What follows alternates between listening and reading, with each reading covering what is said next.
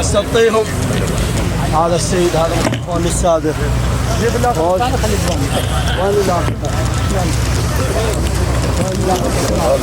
بسم الله الرحمن الرحيم.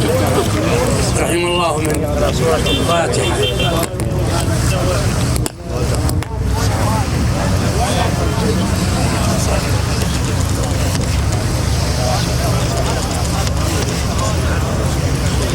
لقد قال الله في محكم كتابه الكريم: تعاونوا على البر والتقوى ولا تعاونوا على الإثم والعدوان.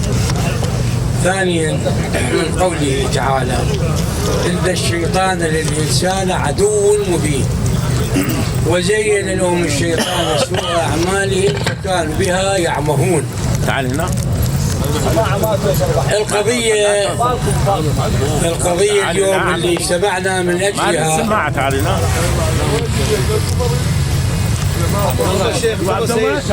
القضية اللي نجتمع إليها الآن من سادات وشيوخ وجاويد محافظات وليس كربلاء، من النجف والديوانية وبعض الأقضية والحلة أيضا، نقول فرات الأوسط بعبارة أوسع وأتم.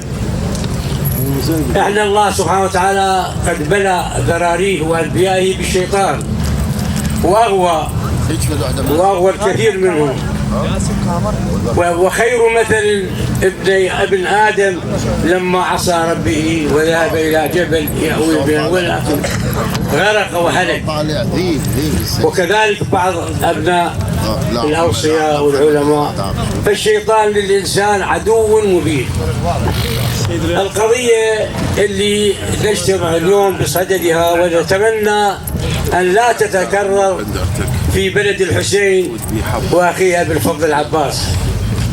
القضية بين أخوة وأصدقاء متحابين، لا خلاف بينهم ولا عداء سابق بينهم، لكن الشيطان أوحى لأحد منهم أن مثل ما صار بأولاد آدم العفو آدم قابيل وهابيل.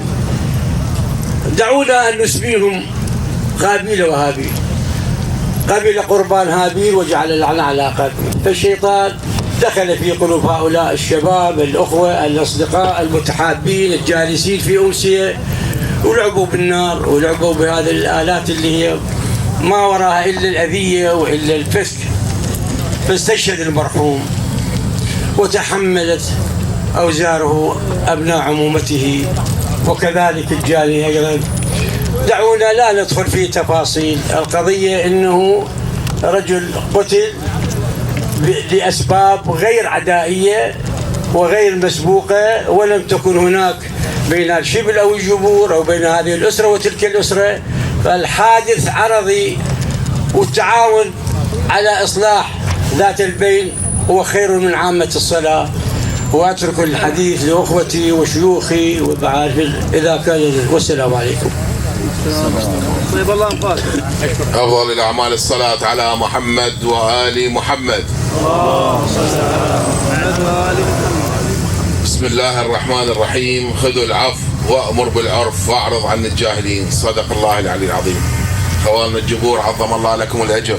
هذا المصاب أخوتكم والشبين ناقضي سادتهم وجاويتهم للحدث اللي لعنت الله على الشيطان. هاد شبين ما راضين، الجبور أخوتهم. صارت الحالة، صار اتصال بيني وبين الشيخ أسعد. حضرنا لقينا الجثة بالليل، محاضرة جرائم، محاضرة الشرطة والاستخبارات. نقلت الجثة. كان اكو اتصال من صاحب الساحة على انه اكو شباب تعاركوا وثارت شيلات. استخبر ابو عبد الله وجينا سوية. وصلنا بعد من اللي جاوي كانوا اكو حاضرين. شالت الجثة، الدولة اخذت اجراءاتها كالعادة، سائر اي حادث يصير. رجعنا الجثة ما سلموهم وياه الدولة. رجعنا بمضيف أسعد، لقينا اكو فوضى من الشباب والكبار ما راضين. جاويد الجبور اللي موجودين اللي بالخصوص هم ابو حمود وفازعين وياهم عمامهم. اكو يعني اليوم اكو دم واكو اصابه هي اللي صارت ادت الى القتل، فمن حقهم يزعلون، من حقهم يعني فور الدم قلت اللي يقول. ولكن جاويد الجبور، ابو عبد الله، ابو موسى، ابو ماجد الى اخره من التسميات اللي كانوا حاضرين، بردوا وسكنوا الشباب من دافع الخوه ومن دافع المعروف والاحسان ومن دافع انه اقفوهم انهم مسؤولين. المسؤوليه توقع على عاتق الساده والجاويد. تحركنا، اتصلنا بالشبيل آل بوزوي بالتحديد، قلنا لهم اكو هيك حاله، وين انتو؟ قالوا اي سمعنا.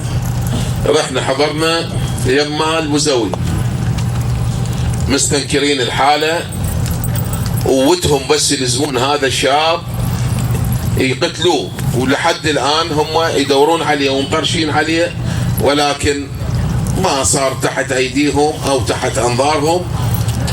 زين، المهم راوسنا الامور، قالوا احنا بعلق الله وعليكم، نريدكم ترجعون للجبور تاخذون عطوه.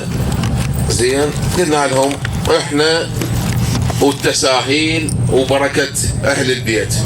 رجعنا للجبور، صارت يعني تكليف رسمي.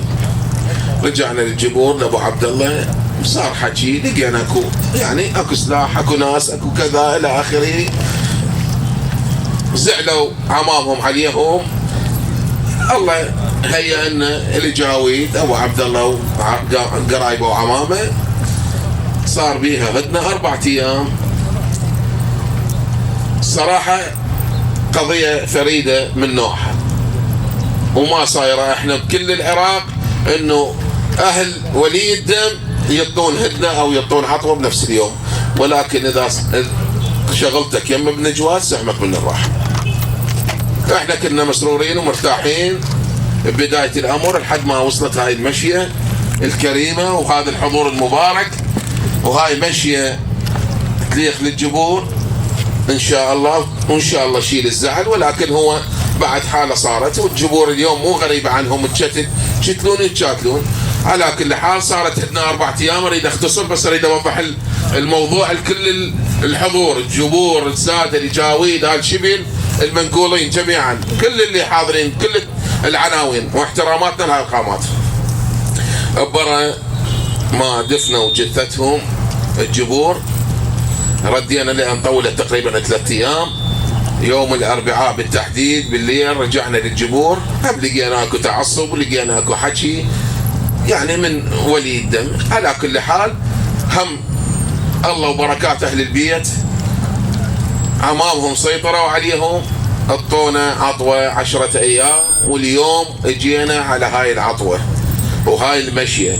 حضروا آل شبل افساداتهم ومشايخهم وجاويتهم يمتثلون للجبور، حر التعذر وحر اللي قبل العذر، والعذر عند الكرام مقبول. حاولت انوه عن هاي بدايه القضيه لحد ما وصلت الشكر والتقدير لكل الحضور وللجبور. واترك الحديث ببركه الصلاه على محمد وال محمد. أفلح صلى على محمد وآل محمد. صلى على محمد وآل. حقيقة السادة أكفوا بالموضوع، بس إحنا نضيف الديوان المبارك. أنا استلم حديثي بقول الرسول يقول يا ابن آدم كلكم خطاؤون وخير الخطاؤون التوابون. وقول أمير المؤمنين علي يقول العذر عند الكرام مقبول. والعرف الاجتماعي يقول جاويد للسيئات غفارة. حقيقة اليوم مشية قيمة ناقلين هذا الشبيل بالخصوص آل بوزوي من سادات ومشايخ كربلاء والفرات الأوسط، عناوين ورموز اللي ثقلها يستاهلون الجبور. الجبور احنا في محافظة كربلاء وكل الفرات الأوسط نقول عليهم شعب يمتثل إلى كل آراء القبائل، يمتلك التسامح والألفة. اليوم عثرة وعد جاويد. الخطأ مثل ما نوه السادة، الخطأ وليد ساعته، ما مبني على غاية مسبقة أو حدث أو عداء. وحسب ما كنا مضيف سلمان الدعير اللي يسولفون لنا حتى هذا الزلمة يعني منتهي عشائريا، ذابين اهله والشيخ موقع عليه. فهذه الجبور جايين يفصلون فصل عشيره ويقولوا احنا هذا الزلمه مهدور دمه ما لنا علاقه به. بس انتم انهضت الله باخوانكم بالسؤال يا سبيل. سيد مرة خصك هالحكي ما بس خلنا نخدمك ابو عبد سيد الله. برسول الله. خلنا نستلم حديثي. ما اقبل عنها. انا نوه على حاله ابو عبد الله. احنا